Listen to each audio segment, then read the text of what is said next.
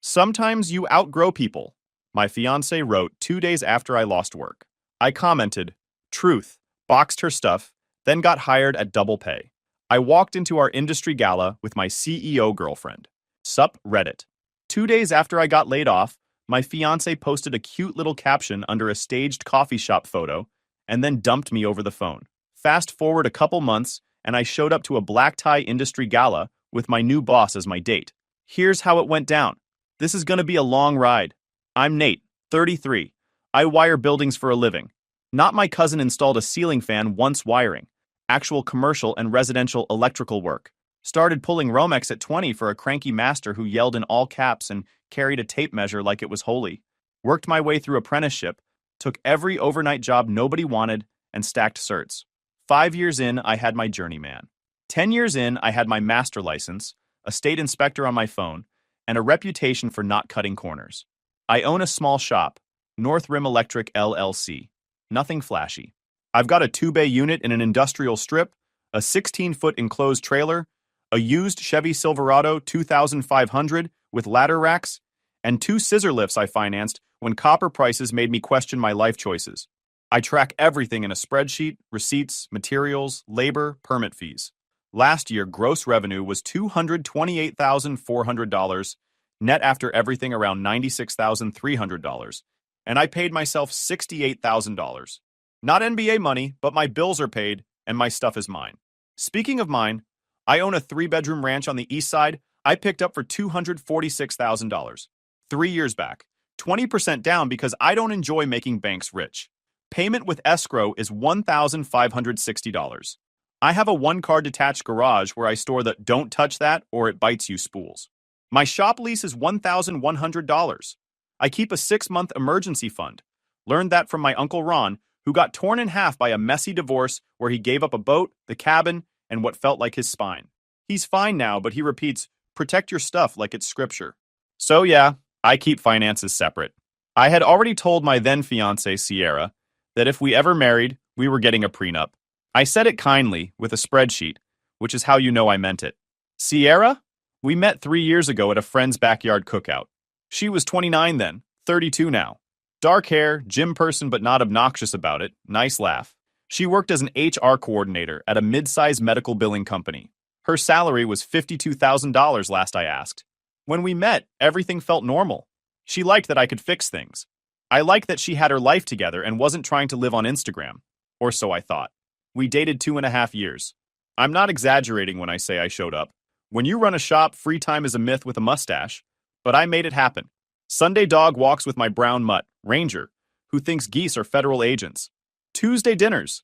Saturdays we do errands and I'd carry her IKEA boxes, even though those flat pack instructions are enemy propaganda. We took small road trips to nearby state parks. I surprised her with a weekend at a little A-frame Airbnb one fall. Chill, no drinks involved, just hot chocolate. We split checks most of the time because I'm not anyone's ATM, and she said she respected that. Cool. Then we got engaged. Small ring, my grandma's stone. Reset simple, $800 in custom work, and she cried. Said yes, and I ugly smiled like a clown. We didn't move in together because I don't play, let's merge lives first, figure out money later. We agreed to keep separate places until right before the wedding. She had a 1-bedroom apartment across town. I made her a copy of my house key anyway for practical reasons, and she made me a copy of hers. This detail is going to matter. 2 months after the engagement, things started changing. Not night and day, more like the thermostat getting bumped 2 degrees warmer. She wanted a bigger wedding. She wanted upgraded flowers. She wanted a brand-name photographer with moody tones. The budget ballooned from the $12,000 we discussed to something closer to $34,000 with the way she was talking. I kept saying no. She started calling me old school in a not fun way. Another detail that's going to matter later. Okay, pause for the backstory section because Reddit always asks for context. Me and Sierra met through Drew, my best friend since trade school. Drew is built like a fridge and talks like a guy who learned empathy from a YouTube tutorial, but his heart is loyal. He's the one who shows up when your breaker is fried, your truck stalls, or your brain goes quiet in a bad way. The early part with Sierra? It was normal good. She came to a job site once and watched me do a service upgrade. She held the flashlight wrong but pretended I didn't notice. We went to weekend markets. We planned the wedding small at first. courthouse and a family lunch, or a minimal venue with a taco bar and a budget we could pay in cash. We stayed in separate places because I said I wanted financial boundaries until vows. She agreed. Emphasis on then, where it shifted. When I got busy. November through March this past year, I ran 60 to 70-hour weeks because Granite Works had 3 builds going at once, and every one of them needed me to be in 2 places at once. I kept telling Sierra the calendar would calm down, but you know how it goes. The calendar doesn't calm down, you do. You just stop expecting sleep to be your friend. She started saying things like, "You're married to your job," and "When we move in, I'll need more balance." Fair. She's allowed to want time. But then the subtle stuff. If I suggested pizza night at home, she'd send me links for new restaurants with $18 salads and vibes. She'd say, "When we're married, I don't want to think about bills," which is a sentence that makes my spine leave my body. She asked for the photographer upgrade twice after I already said no. She mentioned at least 3 times that her coworker's boyfriend bought her a luxury bag just because, like I was supposed to salute. I told myself it was normal relationship friction. I ignored that I was explaining compound interest to someone who didn't want to learn math. Yeah, I know, I was an idiot. Sierra had this friend Kaylee. My term for her is the enabler. Kaylee would look at me and smile with her teeth and then say things like, "Nate, you're so practical." The way someone would say, "Nate, you're so damp." She hyped Sierra's bigger ideas. She liked things a certain way, which meant other people pay. I tried to be polite. I also kept Kaylee 3 states away from my money. On my side, Uncle Ron told me loudly, "Prenup," like he was calling a timeout in a playoff game. We proposed the prenup after the engagement. Sierra said, "I trust you," which was sweet and also not an answer. When I said it wasn't about trust, it was about clarity. She said okay, but her face did that polite shutdown thing. We scheduled a meeting with Kara anyway. Then Granite Works hit pause, then the coffee shop caption, then the dump call, and here we are. Everything really shifted the week my main GC paused all subcontracted work. North Rim Electric is my company, but about half my revenue comes as a sub for Granite Works on their new builds. When they lost 2 contracts, my calendar emptied. On Thursday morning, they said all sub work was paused for 6 to 8 weeks, while the developer sorted funding. Functionally a layoff when you're a sub. That was 90% of my scheduled labor for the month. If you've been in trades long enough, you know the drill. You take a breath, you call your crew, you shuffle, and you go chase other jobs. It wasn't my first slowdown, and it won't be the last. I spent that Thursday and Friday doing responsible adult things, reworking the budget, calling past clients, updating my service ads, and pushing out a no service fee this month promo for panel upgrades. I had 6 months of business expenses and personal expenses saved up. Plug-and-play stability. I was stressed, not sunk. Sierra came over that Friday night. I made chicken and roasted potatoes, and we watched a dumb competition show where adults cry about cake. She pushed the food around, barely ate. Then she asked, "How long till you find something?" "No, just you." I said, "Could be a few weeks, could be a couple months. I've got 6 months of runway." She made a face like I said I was going to start selling my organs on Craigslist. I explained how contractor calendars work, how cash flow cycles hit, how I load balance jobs between general contractors, how I track POS and payments so I don't float materials for people who pay slow. She nodded like I was speaking in hieroglyphics.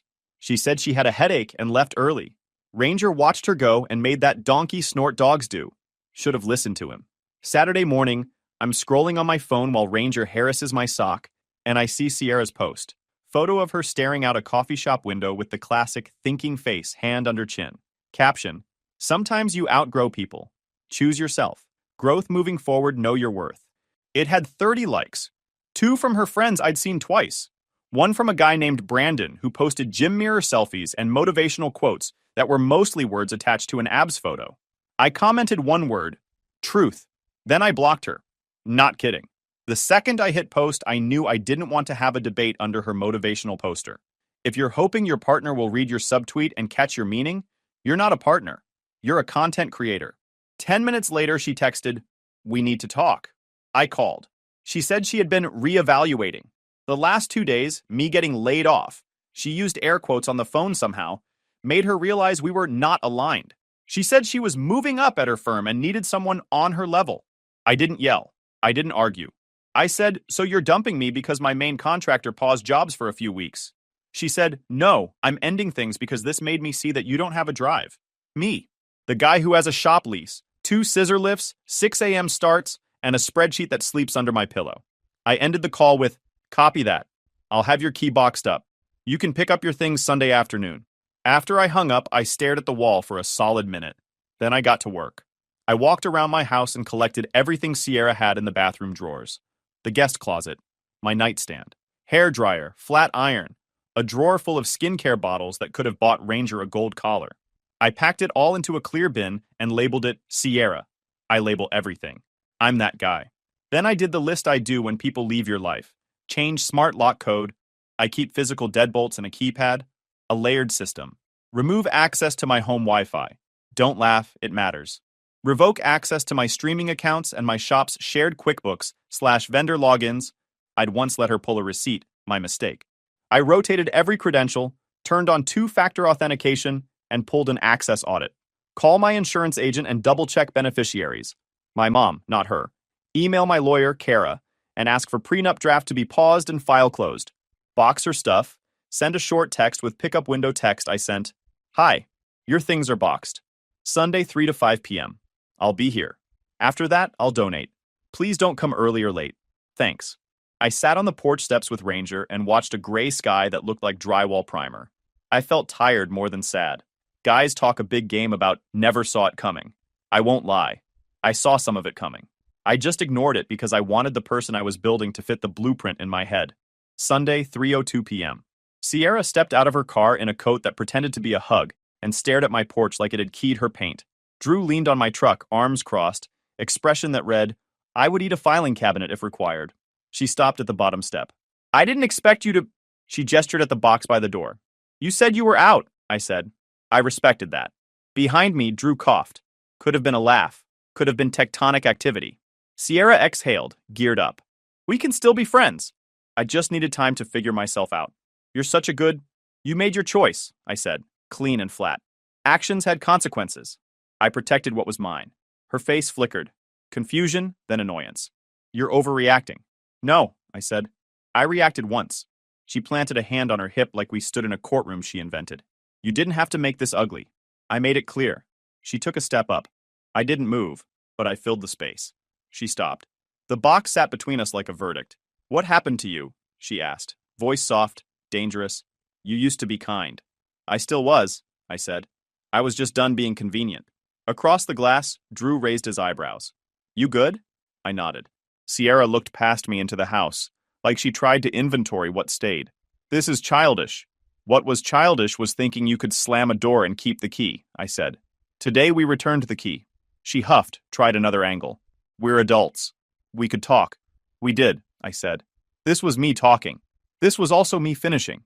I picked up the box and held it out. She held my eyes a beat longer than necessary, like she was searching for the old script inside me. It wasn't there. She took the box.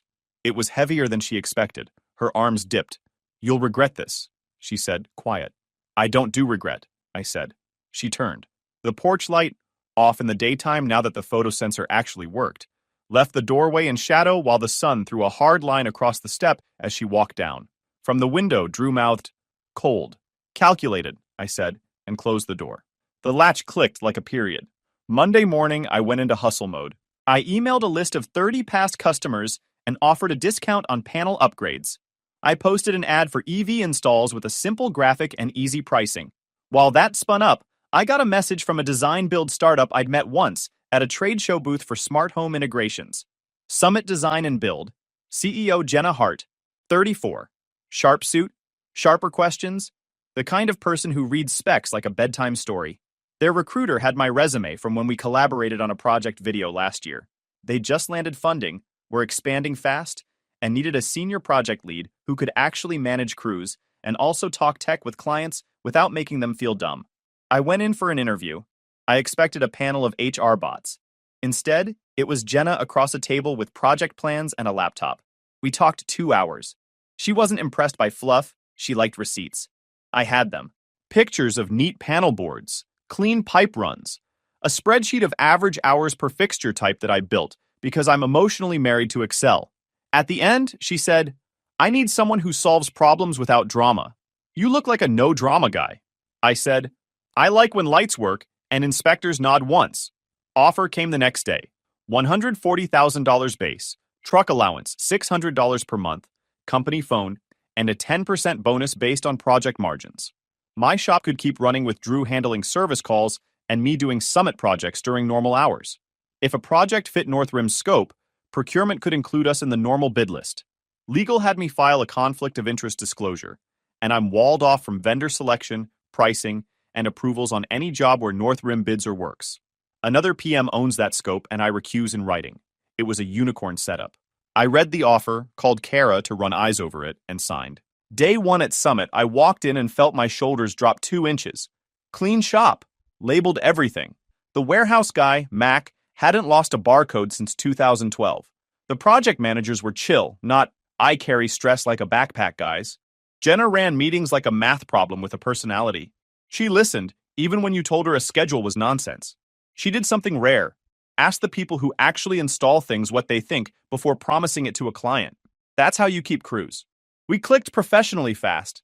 I didn't flirt. She didn't either.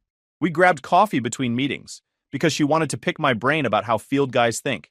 I told her if you want buy-in, you show up with donuts, but not the jelly ones. Those start HR incidents. And you say, "What's going to break first?" She laughed. Her laugh wasn't performative. It sounded like someone who didn't get surprised often, but enjoyed it when she was. 6 weeks in, we stayed late finishing a schedule. At 8:45 p.m., she said, "You eaten?" I said, "I will eat the drywall if not." She said there's a Thai place still open and we should grab something. We talked not about work for the first time. Her divorce 2 years ago. My ex-fiancée with the inspirational captions. We swapped stories, shook our heads, and let silence sit without making it awkward. On the walk to our cars, she said, "This was nice. Maybe again when we're not surrounded by conduit." I said, "Deal." From there, we did careful.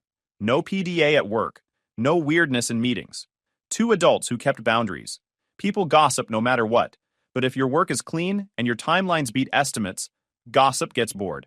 2 months in, Summit announced a holiday gala. Black tie. Clients and investors. Fancy venue downtown with an air that smelled like new carpet and anxiety. Jenna asked at dinner the week before, "Will you be my date?" I didn't make it a thing. I said, "People will talk." She said, "People always talk. And we have HR and documented timelines. We're adults." She looked me in the eyes, not around me, so I said yes. It felt right to say yes to someone who respected the work and the person doing it. 2 days before the gala, my phone pinged. LinkedIn DM from Sierra. "Hey, hope you're doing okay. Been thinking about you." I ignored it. Next day, another. "I heard you found a new job." "That's great. Maybe we could grab coffee and catch up." The answer to coffee and catch up with someone who turned you into a caption is no. I ignored it again. Gala day. I'm in a navy suit that makes me look like I know where the breaker panel is in a courthouse. Jenna texted, "Pick you up at 7?" I said, "I'll meet you there. Parking is easier for me." She sent me a thumbs up and a picture of her shoes asking, "Steel toe enough?" It was silly and I liked that. The venue was one of those ballrooms where the lights are pretending to be stars. There was a string quartet. There were trays of tiny appetizers that tasted like hope. I stuck to sparkling water because my brain likes on-off switches. Jenna walked in wearing a black dress that meant business. Confident posture, smile that said, "I see you and also I see through nonsense." She slipped her hand through my arm as we walked in. Casual but clear. About an hour into mingling, while I was talking to a guy who made cable trays for fun, I felt eyes on me. I turned and saw Sierra across the room in a red dress that was trying too hard to be a moment. She was there as a vendor friend's +1. Industry's a small town in a tux. She looked shocked, like she expected me to be in a cave somewhere building a device to win her back using resistance wire and spite. Sierra walked up. "Nate, I didn't know you'd be here." Her voice came out too loud, slicing through the room until heads turned. I kept my face neutral. "Hi, Sierra. Good evening." Jenna glanced at me, eyebrows barely raised. I gave the smallest shake of my head. She understood immediately. Sierra's gaze flicked to her, quick and assessing. "Oh, hi." "Hi," Jenna said evenly. "I'm Jenna." Sierra paused, performing thought. "I'm an old friend." Jenna smiled. Polite, calm, not an inch of insecurity. "I'm Nate's girlfriend. And his boss." Sierra's face tried to calculate it, muscles lagging behind her brain. "Girlfriend and boss? That's fast." "About as fast as you dumping me because my main contractor paused jobs for a few weeks," I said. Her color shifted. That's not fair. I was going through things. You posted that you outgrew me 2 days after a slowdown and called it personal growth, I said. Words mean things. Jenna gave my arm a gentle squeeze and said smoothly, "Excuse us, we have some investors to meet." We walked away. Sierra stayed frozen like her app crashed mid-scroll. Jenna leaned close and asked quietly, "Was that her?" "Yeah," I said. She smirked. "You dodged a lot." "Ranger tried to warn me," I said. Night went well after that. I shook hands, told a guy that his idea for running control wiring under an area that floods is how horror movies start, and got 3 new job leads because apparently people like a straight talker. We danced twice. Slow. Neat. Nothing dramatic. It felt like breathing in a room full of people pretending to float. At midnight, my phone started buzzing like it was allergic to silence. DMS Instagram. LinkedIn, again. Email. Text from an unknown number. The messages were a bingo card. "We need to talk." "That was awkward. Can we have an adult conversation?" "I miss you. I made a mistake." "Your boss?" "Seriously, people will think you slept your way into that job," I showed Jenna. We were back at her place, still in gala clothes, petting her dog Moose, a golden who sleeps like he's always clocking out. Jenna said, plain and cool, "Block everything. And if she contacts you at work, that's harassment. Document it." So I documented. I took screenshots with timestamps. I saved the unknown numbers. I made a folder titled Sierra. Monday morning, our office manager, Grace, pulled me aside. "Weird question. Did someone named Sierra try to contact you this weekend?" I said, "Yes, my ex." Grace said, "She called the office number Saturday morning saying it was a family emergency. I told her we don't give out employee info. She got aggressive. I said, 'Thanks for the heads up.' Grace said, 'I marked it down.' Then she handed me a sticky note. 'Document everything.' I already was.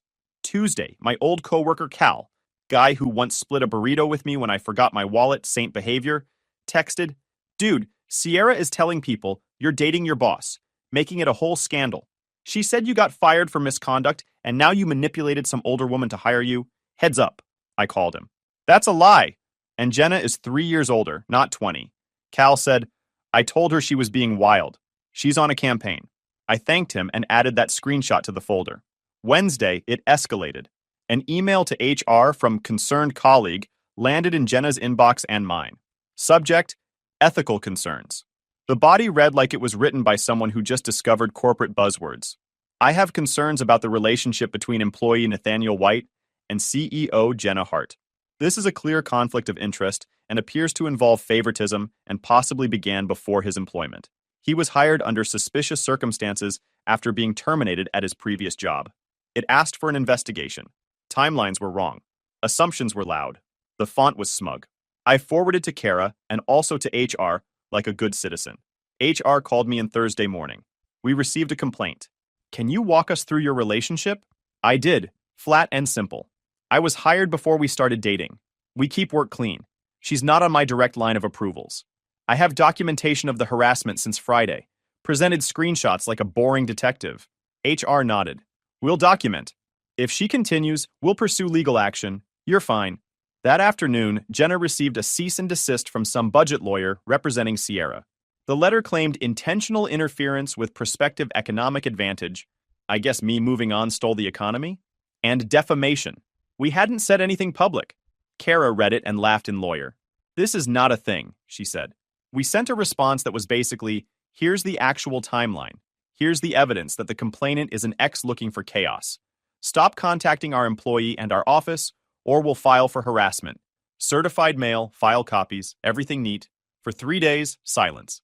Then Friday night, I made dinner at Jenna's, stir-fry because I can wield a knife and a wok, and my phone rang from an unknown number. I answered because I like knowing who's trying to sell me a warranty. "Nate." It was Sierra, voice shaky. "You ruined my life. Everyone thinks I'm crazy.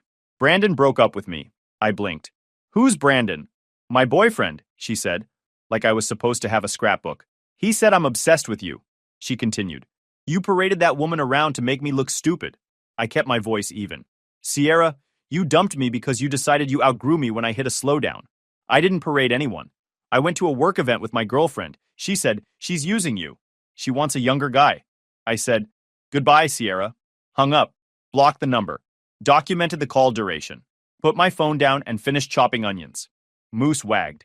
Jenna set plates like nothing was happening because we agreed we don't feed fires. A week later, Sierra made a burner Instagram. She posted a long rant about narcissistic men who use successful women as status symbols and tagged Summit's account. She didn't name names, but come on. Our social media manager flagged it. Legal sent another letter, this time with restraining order language. The burner went private. Then it went silent. I don't do speeches, I do checklists. After the breakup and before the gala, I changed the house lock code on Friday and swapped the deadbolt on Saturday. I removed Sierra from every shared login, streaming, utilities, even my grocery app, because you'd be amazed what accidental orders can do. I pulled our prenup draft, wrote VOID in the corner, and refiled it under Sierra Archive. During the Sunday pickup, I quietly took back my spare garage fob from her keyring. She didn't notice, but Drew did, and gave me an eyebrow high five. I sent formal emails canceling the venue holds and vendor deposits, time-stamped everything, asked for refunds where possible, and ate the remaining $850. I called my bank to confirm I'm the only authorized user on every account, personal and business, then logged the call. I backed up my phone to the cloud and to a hard drive that lives in my safe, because yes, I am that guy. I emailed my insurance agent to block any policy changes without my written request.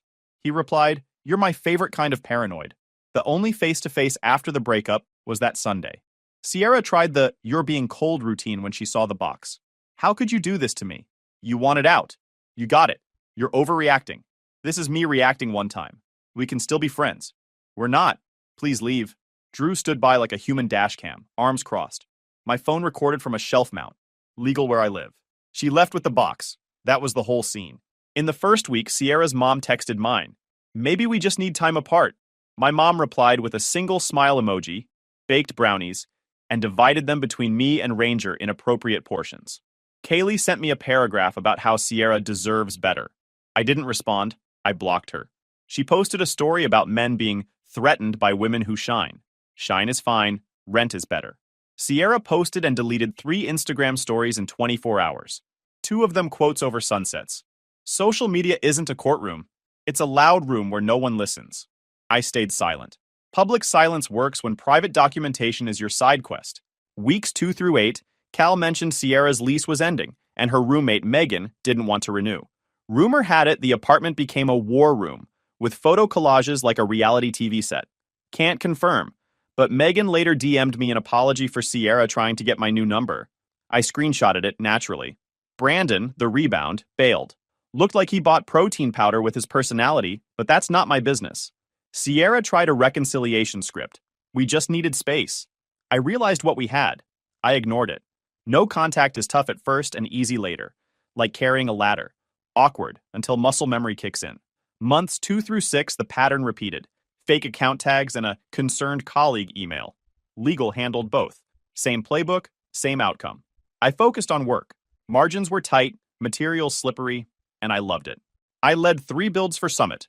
A pediatric clinic with whisper quiet lighting, a coffee roastery that smelled like ambition, and a tech office that insisted on RGB backlights like a gamer cave. We nailed the punch lists. Clients sent thank you emails with words like professional and clear communicator. I printed them and pinned them to the corkboard, because sometimes your brain needs receipts. Jenna and I fit. She didn't need fixing. She needed someone who showed up and built things that stayed built. We kept work and personal clean enough that HR didn't flinch. She recused herself from my review and pay decisions. An outside PM handled it. I got the raise anyway because math doesn't gossip. Yeah, I'm not a lawyer. I just like filing cabinets. After the burner post, Sierra went quiet for 3 weeks. I used the time for some asset protection because Uncle Ron's voice in my head never lets me skip a precaution. I moved money to a high-yield savings account only I could touch, opened a new P.O. box for business mail, updated my will, Drew gets Ranger, Dad gets the tools, and installed a driveway camera. Not paranoia, just documentation. Then came the driveway scene. About a month after the gala, 7:42 p.m., I pulled up from a service call. Ring pinged. Sierra on my porch, holding a folder. Ranger barked once. More notification than threat. I parked on the street, called Drew, and said, "Stay on the line." He said, "Pocket me. I'll be the angel on your hip." I stopped 8 feet away. "You need to leave." She said, "We need to talk." I said, "No. Put that down and step away. You owe me a conversation." "I owe you nothing." You ended it. She tried to hand me the folder. I didn't take it. I told her, say whatever you need to through a lawyer. She went through the breakup script. You moved on too fast. People think you used her. I said, everyone who matters knows the timeline. When she stepped toward the porch, I blocked her. Don't step up here. This is your only warning. My tone stayed calm. Ring was recording. Drew muttered, document, document, like a hype man for boundaries. She finally left the folder on the porch and stomped off. Inside were printed screenshots of my gala photos with, how could you, scrawled across them. I put it in a labeled bag, because of course I did. The next day I filed for a restraining order. Not out of fear, but because escalation had started. I built a clean timeline. Breakup text, harassing DMs, HR complaint, burner post, and the porch visit. The judge looked through it for 6 minutes and said, temporary order granted. It barred her from contacting me, my family, my work, or tagging my business online. Served officially, documented neatly. It's a statewide order. When she relocated later, my lawyer had it confirmed as enforceable there under full faith and credit, so the terms followed her. She violated it once, technically. A text from a new number. Hope we can talk when you calm down. I forwarded it to my lawyer, who forwarded it to the clerk. The sheriff made a warning call. That ended it. Boundaries don't punish. They teach. Meanwhile, Summit promoted me to lead electrical project manager after an independent review. No favoritism, no whispers. My margins were tight, inspections passed on the first visit, and my crew trusted me because I don't leave them hanging. I show up with wire nuts in every size. My parents met Jenna, Mom baked. Dad asked her favorite screwdriver brand. Klein, she said. Dad nodded. Smart. Ranger adored her. Moose and Ranger ran laps until the grass threatened to unionize. Sierra went quiet. Cal said she'd moved across town. Smaller place. Cats. Questionable choices. Kaylee kept posting energy quotes. I went back to work, ate meals I cooked myself, threw the ball for Ranger, and slept like someone who wired the circuit correctly. 6 months later, Summit grew. We added 2 crews. I hired Hector, a young apprentice who reminded me of me 10 years ago, except taller and fluent in TikTok. He listens, takes notes, and works like he means it. I gave him a custom tool bag for his birthday. He looked like I'd given him a car. North Rim Electric kept steady business, plus a contract maintaining retail emergency lighting. Easy checks, clean invoices. Between salary and side work, I cleared about $160,000. Celebrated by buying a better label maker. At home, I installed motion sensor nightlights, small joys, redid baseboards, repainted the den, and fixed 2 upside-down outlets installed by someone who defied gravity. Ranger has a new dog door with a lock sturdy enough for a bear. He even fetches my gloves. OSHA compliant, of course. Jenna and I keep it professional at work. Outside, we walk the dogs, laugh about doorbell cameras, talk about everything and nothing. She's steady, not trying to fix me, not needing to be fixed. Sierra update. Megan messaged that Sierra moved to another city with a new job. She tried spinning the restraining order as bullying. People didn't buy it. Evidence ruins fiction. Brandon, the gym guy, moved on to a nutrition coach with no dog hair on her clothes. Kaylee now sells supplements that overpromise. Sierra's burner accounts went silent. The best revenge isn't revenge. It's liking your Tuesday morning. Lessons I actually believe. Financial independence is freedom. Sleep that isn't borrowed. Document everything. Not to fight, but to remember clearly. Trust your gut. Believe people when they show you who they are. Loyalty beats fireworks. Drew's bad jokes beat any motivational speech. Build things. Stability isn't boring. It's wiring done right. Where am I now? Exactly where I should be. A solid job, a growing business, a house that smells like coffee and solder, a dog who thinks I'm the CEO of Fetch, a girlfriend who stays, and a best friend who keeps me laughing. That old caption said, sometimes you outgrow people. She wasn't wrong. She just misread who was growing. She wanted out. I kept building. Guys, we are so close to hit 100,000 subscribers on this channel. If you are not subscribed to the channel, please consider subscribing. It really helps hit that 100,000 mark. Thanks for making this dream come true.